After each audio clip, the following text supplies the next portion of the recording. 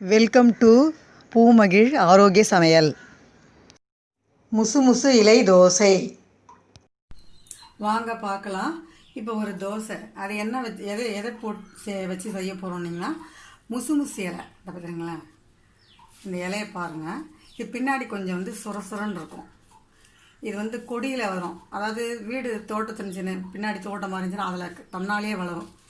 அப்படி இல்லை அப்படின்னா கீரை விற்கிறாங்க இல்லைங்களா, அவங்கக்கிட்ட சொல்லி வச்சிங்கன்னா கிடைக்கும். இது பார்த்துக்கோங்க, பின்னாடி கொஞ்சம் சொரன்னு இருக்கும். முசு முசு இலை. இது ஒரு கைப்பிடி அளவு பார்த்திங்களா, ஒரு கைப்பிடி அளவு. இது புழுங்கல் அரிசி ஆழாக்கு, பச்சரிசி ஆழாக்கு. நல்லா இட்லிக்கு ஊற வைப்பேன் இல்லைங்களா, ஒரு 6 மணி நேரம் 8 மணி நேரம் ஊற வைப்பேன் இல்லைங்களா, அதை மாதிரி ஒரு 5 மணி நேரம் இதை ஊற வச்சுருங்க. அதுக்கு தேவையானது ஆயில் வச்சுருவோம், தேவையான உப்பு,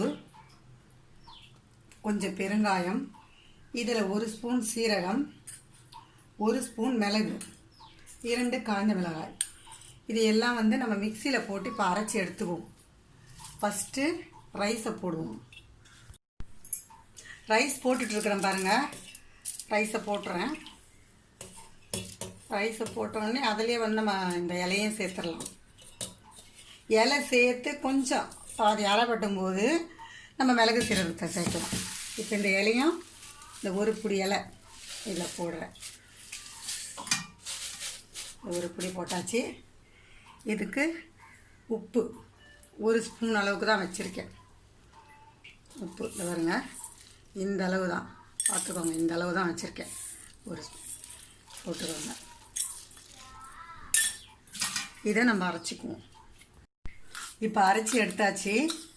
இந்த பாருங்க, இந்த அளவுக்கு தான் குறன்னு தான் இருக்குது. இந்த மாதிரி இருக்கிற சமயத்தில் நம்ம 1 ஸ்பூன் சீரகம், இந்த பாருங்க 1 ஸ்பூன் சீரகம், 1 ஸ்பூன் மிளகு, 2 காஞ்ச மிளகாய் வச்சுருந்தீங்களா, அதை கிள்ளி வச்சுருக்கேன். அதை போட்டுருங்க. கொஞ்சம் போல் பெருங்காயம், கொஞ்சம் லைட்டாக, அவ்வளோதான். ஒரு சிட்டிக்கு வந்தால் போதும், அவ்வளோதாங்க. இதை திருப்பியும் போட்டு நம்ம மிக்சியில் போட்டு எடுத்துடலாம். கொஞ்சம் லைட்டாக ஒரு 2 சுற்று சுற்றினா போதும். லைட்டாக ஆயில் அப்ளை பண்ணிட்டேங்க. அடுப்பை பற்ற வச்சுட்டோம், தவாயை போட்டுட்டோம், லைட்டாக ஆயில் அப்ளை பண்ணியிருக்கேன். இப்போ நம்ம தோசை போடுறோம் இல்லைங்களா, தோசைக்கு மாவு ஆற்றுறோம், அதே மாதிரி தான். கொஞ்சம் திக்காக தான் ஆற்றணும். நம்ம லீஸாலாம் வராது.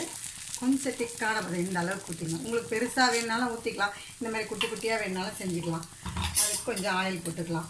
கொஞ்சம் சிம்லேயே வச்சு செஞ்சிங்கன்னா ரொம்ப நல்லாயிருக்கும். இந்த அடை ரொம்ப நல்லதுங்க. நெஞ்சு சளிக்கு அவ்வளோ நல்லதுங்க.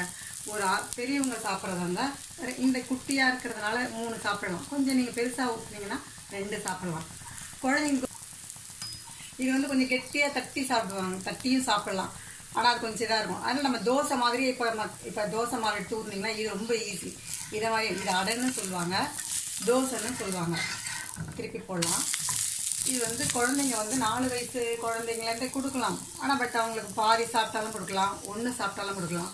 அவ்வளோ நெஞ்சு சளி கரையிறது நல்லா தெரியும் உங்களுக்கு. 1 நாள் 2 நாள்லேயே கொஞ்சம் சளி கரைஞ்ச மாதிரி இருக்குது அப்படின்னு தெரியும். இந்த இலையில அவ்வளோ மருத்துவ குணம் இருக்குங்க. இது ரொம்ப பேருக்கு தெரியாது, இந்த இலையை தெரியாது. நான் அதனால தான் இலையை நான் உங்களுக்கு காமிச்சிருக்கேன்.